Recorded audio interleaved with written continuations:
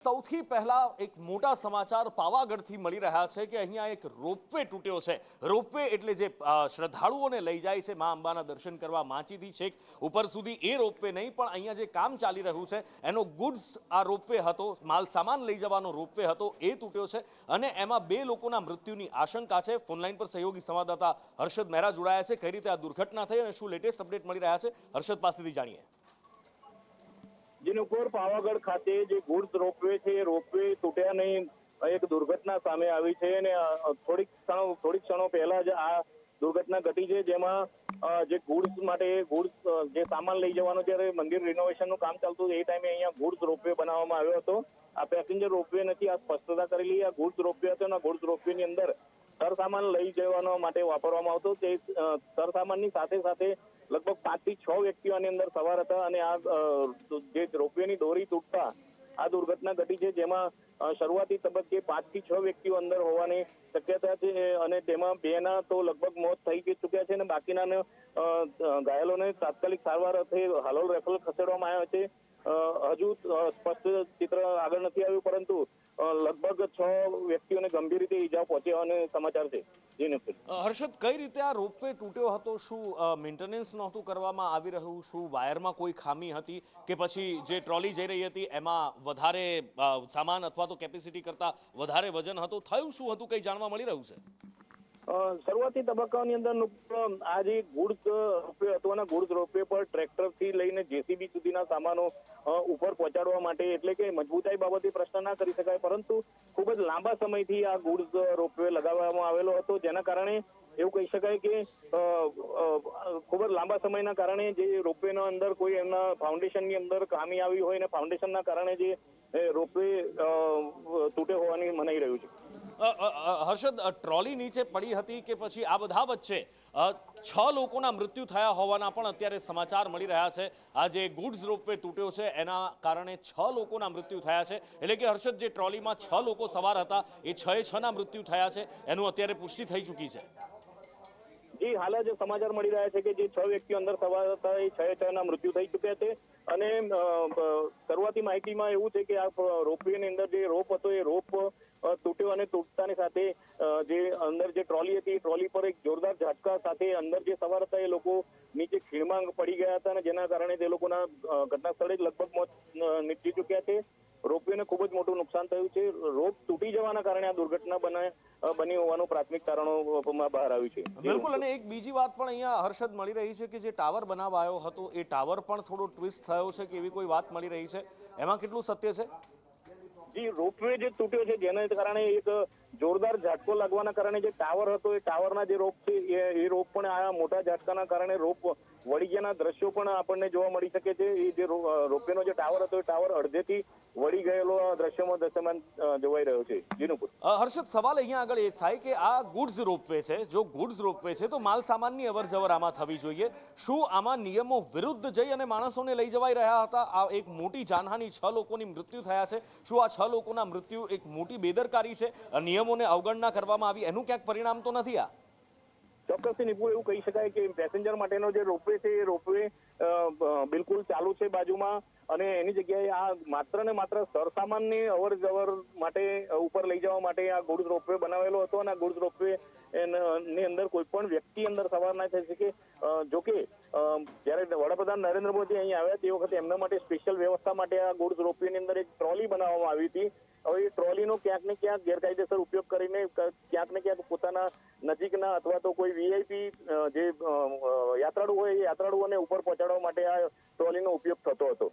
જીનપુર, હર્ષદ, નિયમોને નેવે મૂકી અને અહીંયા જે આ શ્રમિકો અથવા તો જે પણ લોકો હતા એમને ઉપર લઈ જવામાં આવી રહ્યા હતા અને એ બધા વચ્ચે આ ટ્રોલી તૂટી છે। સ્વાભાવિક રીતે આમાં તંત્રની પણ ઘોર બેદરકારી છે અને જ્યારે ટાવર આખો ટ્વિસ્ટ થયેલો, અત્યારે એ દ્રશ્યો પણ આપણે બતાવી રહ્યા છીએ, એ ટાવર ટ્વિસ્ટ થયેલો દેખાઈ રહ્યો છે, તો આ ટાવર આખો નમી ગયો છે, ટ્વિસ્ટ થઈ ગયો છે, તો સ્વાભાવિક રીતે આટલું લોખંડનું આટલું મજબૂત સ્ટ્રક્ચર ટ્વિસ્ટ થાય તો એ પણ એક મોટી બેદરકારી, ક્યાંક મેન્ટેનન્સની મોટી ચૂક અથવા તો પછી કન્સ્ટ્રક્શન વખતની એક મોટી ચૂક પણ હોઈ શકે।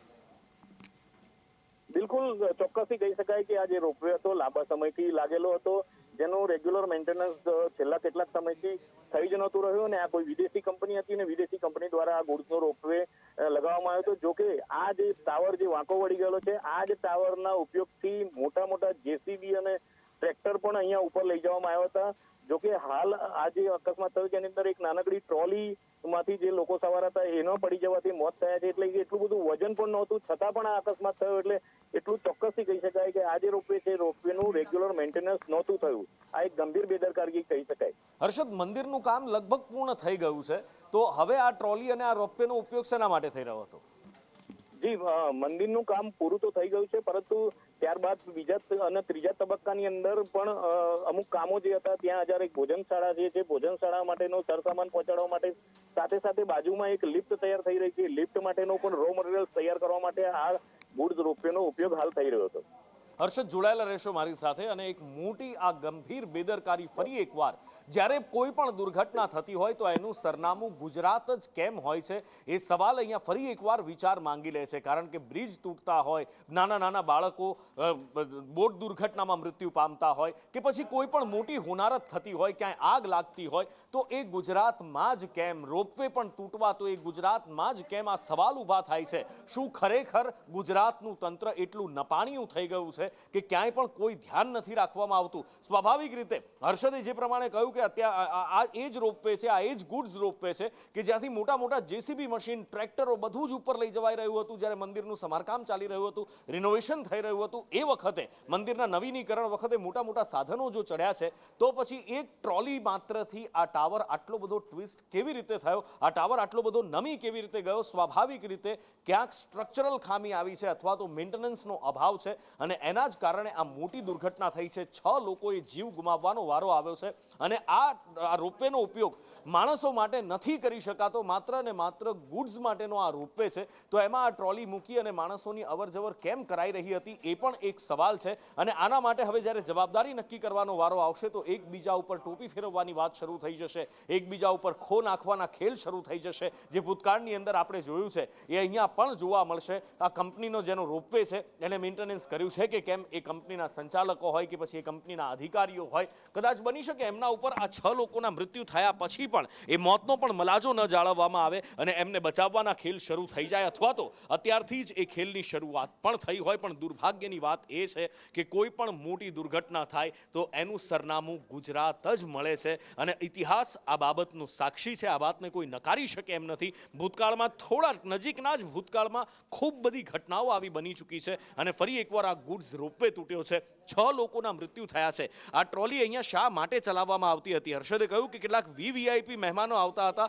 તો એમના માટે પણ દર્શનની ખાસ વ્યવસ્થા આ રોપવેથી કરવામાં આવતી હતી. આ રોપવેમાં બેસાડી અને એમને ઉપર લઈ જવામાં આવતા હતા અને એમને માતાજીના દર્શન કરાવવામાં આવતા હતા. જ્યારે કે માત્ર ને માત્ર ગુડ્સ માટે આ રોપવેનો ઉપયોગ થઈ શકે એ રીતે એનું સ્ટ્રક્ચર બનાવવામાં આવ્યું છે. તો પછી આમાં માણસોની અવર જવર કેમ? એ પણ એક સવાલ છે. જો નિયમોનું પાલન કરવામાં આવ્યું હોત, જો યોગ્ય મેન્ટેનન્સ કરવામાં આવ્યું હોત, તો આ દુર્ઘટના ટાળી શકાઈ હોત. પણ આપણું તંત્ર છે કે ક્યારેય પણ કોઈ પણ દુર્ઘટના પહેલા નથી જાગતું અને દુર્ઘટના પછી પણ નથી જાગતા. વારંવાર આવી દુર્ઘટનાઓ બનતી રહે છે, અને ગુજરાત જાણે કે આ બધાથી ટેવાઈ ગયું હોય હવે એવું લાગી રહ્યું છે. એક ભયાનક દુર્ઘટના છે. વિચાર તો કરો, જ્યારે સેંકડો ફૂટ ઉપરથી એ ટ્રોલી નીચે પડી હશે, અંદર બેઠેલા એ વ્યક્તિઓની હાલત કેવી થઈ હશે, અને જ્યારે પછડાયા હશે, કેવા કમકમાટી ભર્યા એમના મૃત્યુ થયા હશે. પણ તંત્રને એનાથી શું ફેર પડે છે? આ ટાવર જુઓ, આખો ટાવર નમી ગયેલો દેખાઈ રહ્યું છે, એના પાયા હચમચી ગયેલા દેખાઈ રહ્યા છે. આખો ટાવર એ બિલકુલ એક બાજુ જમણી બાજુ નમી ગયેલો દેખાઈ રહ્યો છે.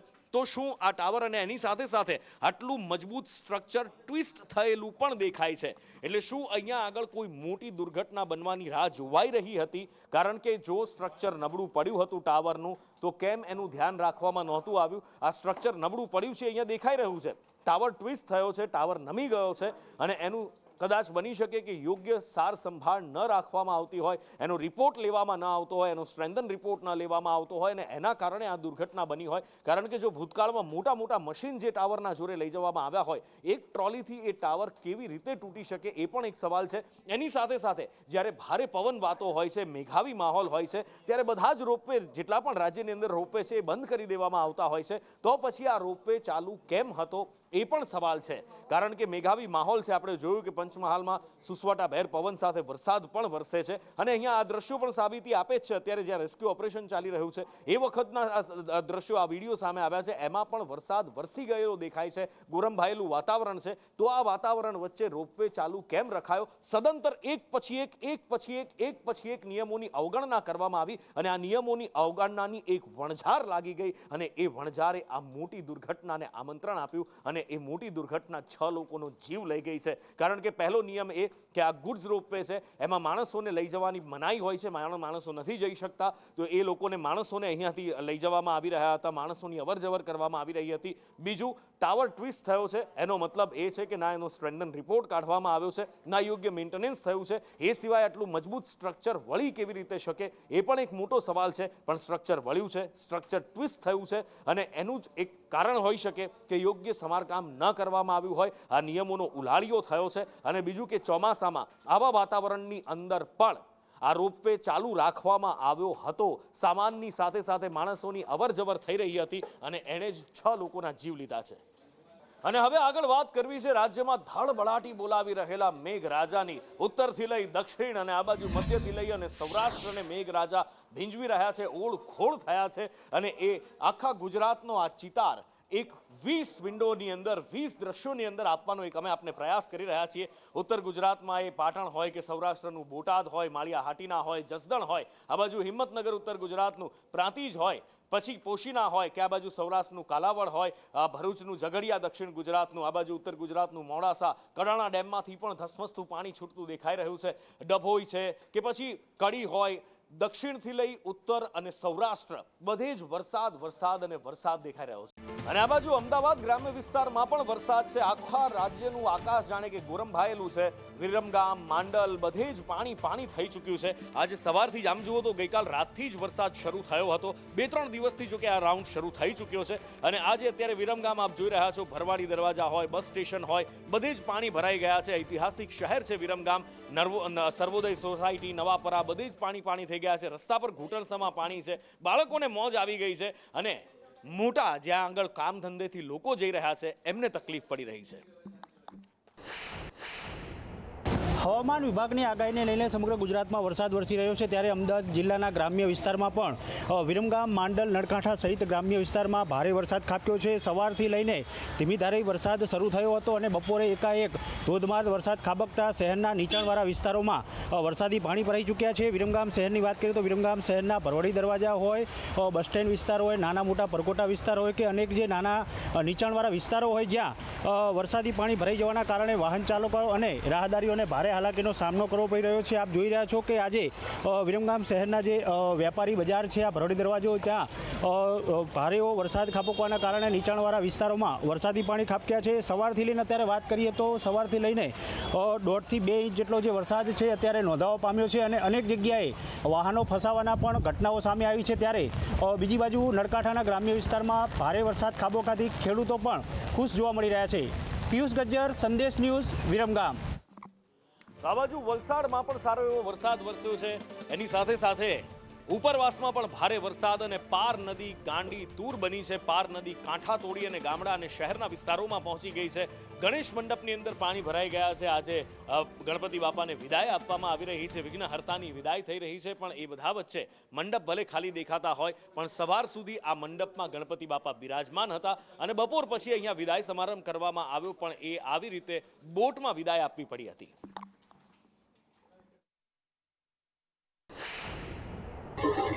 વહેલી સવારથી જ ઉપરવાસમાં પડેલા ભારે વરસાદને પગલે આજરોજ ગણેશ વિસર્જનને લઈને ક્યાંક આપદા ઊભી થઈ છે. આપ જોઈ રહ્યા છો મારી પછાડીના જે દ્રશ્ય છે એ પાડી તાલુકામાંથી પસાર થતી પાર નદીના છે, જેમાં ઘોડાપુરની પરિસ્થિતિ છે ને અહીં વિસર્જનને લઈને જે વ્યવસ્થા ઊભી કરવામાં આવી હતી તેના મંડપો જે છે હાલ પાણીમાં ડૂબ્યા છે. ત્યાં હાલ જે છે હોડી મૂકીને ગણેશ વિસર્જનની વ્યવસ્થા કરવામાં આવી છે.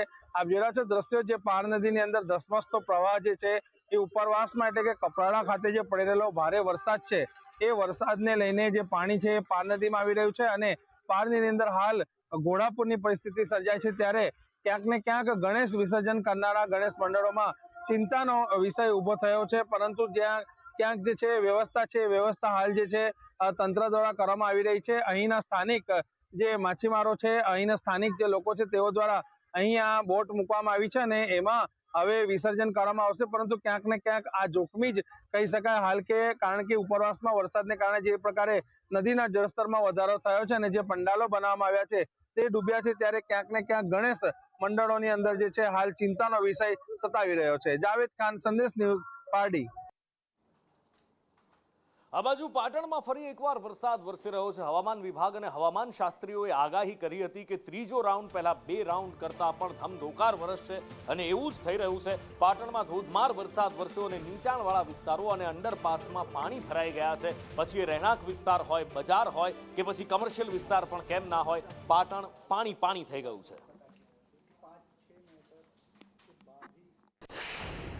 પાટણમાં બપોર બાદ 2 વાગે જે રીતના 1 કલાક સુધી ભારેથી અતિ ભારે વરસાદ ખાબક્યો હતો અને વરસાદ ખાબક્યા બાદ આ જે પારેવા સર્કલ છે તે પારેવા સર્કલની આ પરિસ્થિતિ જોઈ રહ્યા છો. ખાલકસા પીર સુધી જતો આ રસ્તો છે, જ્યાં આગળ અંદાજિત 25 થી 30 જેટલી સોસાયટીઓ આવેલી છે અને સમગ્ર રસ્તાના અંદર 1 ફૂટથી લઈને 2.5 ફૂટ સુધીના પાણી અત્યારે ભરાઈ ગયા છે.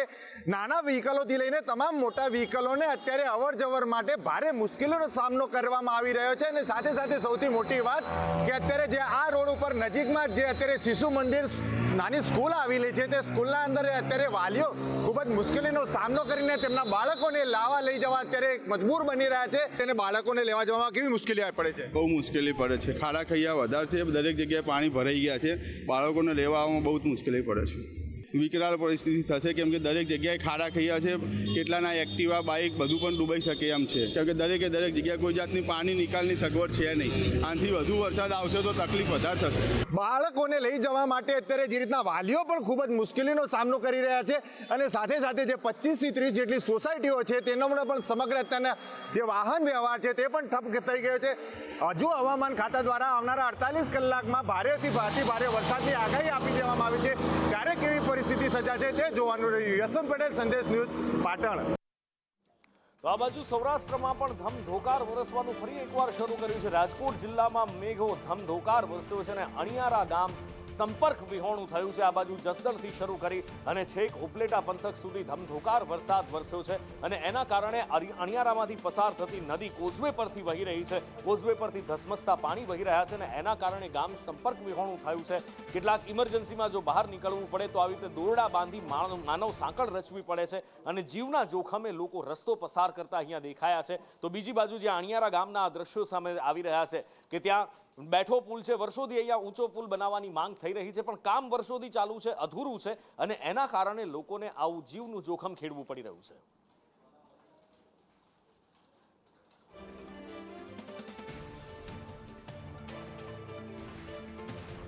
કચ્છને ફરી એકવાર મેઘરાજાએ ધમરોડવાનું શરૂ કર્યું છે અને આ વખતે રાપર તાલુકાનો વારો લીધો છે અને રાપરમાં એવા વરસાદ વરસ્યો છે કે જાણે રસ્તા પરથી નદીઓ વહેતી હોય એવો ધમધોકાર વરસાદ વરસ્યો છે. રાપર પાણી થઈ ગયું છે. રાપરની શું પરિસ્થિતિ છે, ગ્રામ્ય અને શહેરી વિસ્તારોમાં કેવો વરસાદ વરસ્યો છે, વરસાદથી લોકો કેવા ખુશખુશાલ છે, શહેરીજનોને શું કોઈ તકલીફ પડી રહી છે કે કેમ, મુકેશ પાસેથી જાણીએ. મુકેશ, ગઈકાલે રાત્રે 11 વાગ્યાથી રાપર તાલુકામાં વરસાદ શરૂ થયો હતો. ગઈ રાત્રે 2.5 ઇંચ જેટલો વરસાદ વરસ્યો હતો અને આજે બપોરે પણ 2 થી 2.5 ઇંચ જેટલો વરસાદ પડ્યો છે. અને રાપર તાલુકાના ફતેહગઢ ગામે ચારણા માતાજીના મેળા તથા ખલીરના સાંગવારી માતાજીના મેળામાં વરસાદે રંગમાં ભંગ પાડ્યો હતો અને આ વાગડ વિસ્તાર કે જે ઘણા સમયથી વરસાદ વગર તરસી રહ્યો હતો અને ચોમાસુ પાકના મોલ મુરઝાઈ રહ્યા હતા, તેના માટે આ ઉત્તમ સાબિત થશે. અને હજુ પણ વરસાદનો માહોલ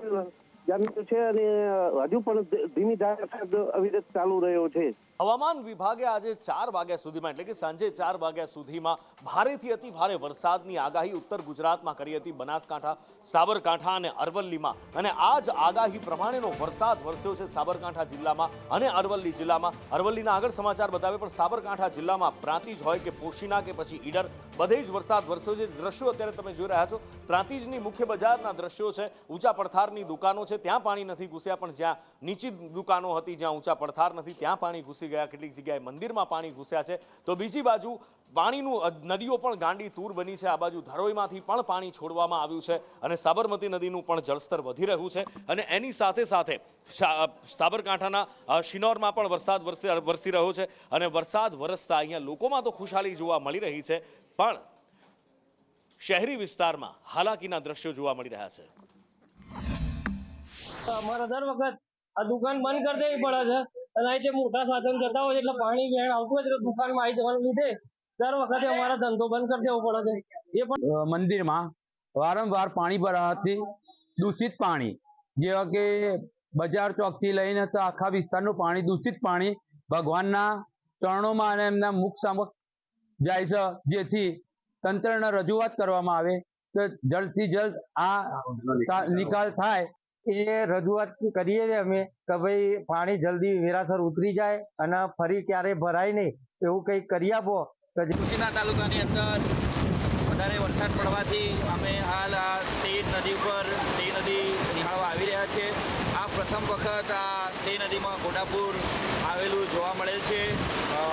આજુબાજુના ઘણા બધા વ્યક્તિઓ પણ અહીંયા આ નદી નિહાળવા માટે આવેલા છે. આ સિઝનની પ્રથમ વખત આ નદી આટલા પ્રમાણમાં આવી રહી છે. કોસીનામાં છેલ્લા 2.5 કલાકમાં 2.5 ઇંચ જેટલો વરસાદ ખાબક્યો છે, ત્યારે કોસીનાની સેજ નદી બંને કાંઠે વહી રહી છે. હું કેમેરામેનને કહીશ કે દ્રશ્ય બતાવે. કોસીનાની સેજ નદી આ બંને કાંઠે વહી રહી છે અને કોસીનામાં જે પ્રમાણે 2.5 ઇંચ વરસાદ નોંધાયો છે, રાજસ્થાનના ઉપરવાસમાં થયેલા વરસાદના કારણે કોસીનાની સેજ નદીનો પ્રથમવાર ઘોડાપુર આવ્યું છે. સેજ નદીના કાંઠા પર આવેલા વસેલા ગામોમાં પાણી વધતા પ્રવાહી લોકો ચિંતિત બન્યા છે. ખેતરોમાં પણ પાણી ભરાયા છે, પાકને પણ નુકસાન થવાની સંભાવના છે. હાલ વરસાદ ચાલુ છે, જેના કારણે પરિસ્થિતિ વિકટ બની શકે તેવી પરિસ્થિતિ છે અને વરસાદ હાલ પણ જે વરસી રહ્યો છે તેમાં ગામ લોકો પણ ભારે સંખ્યામાં અહીંયા ઉમટી પડ્યા છે અને વધુ વરસાદ વરસવાની પણ શક્યતા છે. રિયાઝ મહેમાન, સંદેશ ન્યૂઝ, સાબરકાંઠા.